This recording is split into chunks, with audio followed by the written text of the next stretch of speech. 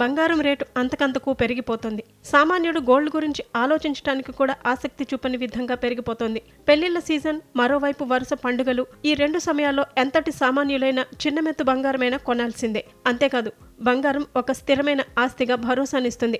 అందుకే ఎక్కువగా బంగారంపై పెట్టుబడి పెట్టేందుకు ఆసక్తి చూపుతారు. ద్రవ్యోల్బణం, ఆర్థిక హెచ్చుతగ్గులు కూడా బంగారం ధర పెరుగుదలపై ప్రభావం చూపుతాయి. ఈ క్రమంలో శనివారం బంగారం, వెండి ధరలు ఎలా ఉన్నాయో తెలుసుకుందాం. తెలుగు రాష్ట్రాల్లో ప్రధాన నగరాలైన హైదరాబాద్, విజయవాడ, విశాఖపట్నంలో ఆగస్టు 30వ తేదీన 24 క్యారెట్ల 10 గ్రాముల బంగారం ధర ₹10 పెరిగి 1,03,320 రూపాయలకు చేరుకుంది. 22 క్యారెట్ల 10 గ్రాముల బంగారం ధర కూడా ₹10 పెరిగి 94,710 రూపాయలు పలుకుతోంది.